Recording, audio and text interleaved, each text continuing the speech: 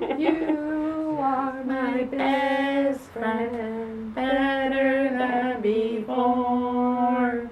We'll be so happy, friends forevermore. My name is Taylor Dow. I'm a comics artist in Olympia, Washington, and teacher, and I'm doing illustration for BFF. When BFF first started, Mom, it was mostly just the two of us. At one point, Taylor, I came to you and said, hey, we're working on this project. Would you like to do the art? Ross had worked with Taylor in the past and already knew he was great to work with.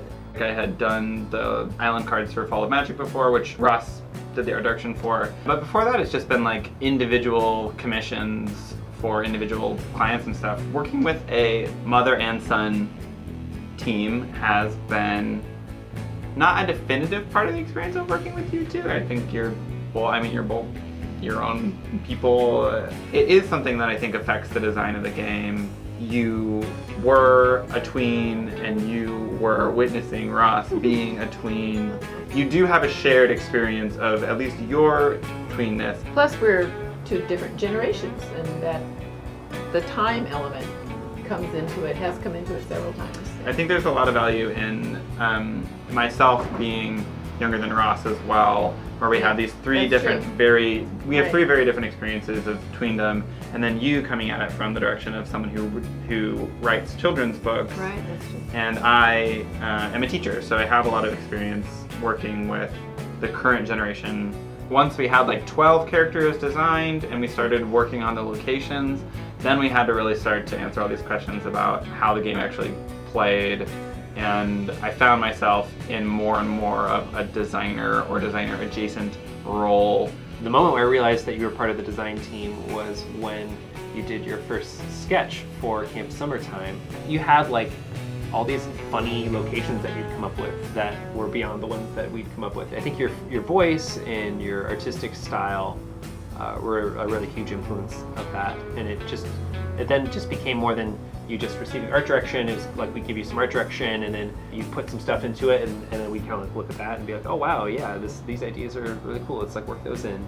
And what's interesting too is as they start bouncing ideas off of each other, I occasionally am the one that has to step in and say, okay, that would be fun for boys.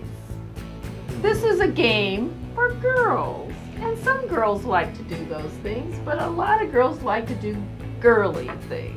I think this project is cool because girlhood is just made fun of. Usually it's not a thing that's super present in board games, it's not a thing that's super present in story games. I think it is really important that that space retains these like classically girly or feminine activities and images, because those things are all have a lot of value and are all worth experiencing. So when you get to play the game, maybe you get to do some exploring of your own gender. Maybe you're getting to go back and have some experiences that you didn't get to have in your tween years.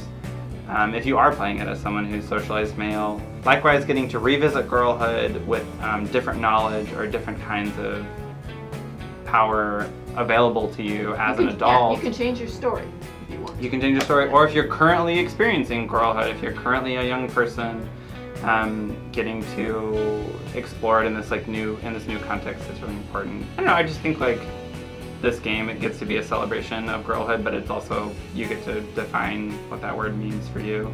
There have been only very few situations where like we all three had different opinions and felt strongly about it. I would say the primary sort of conflict was the neck.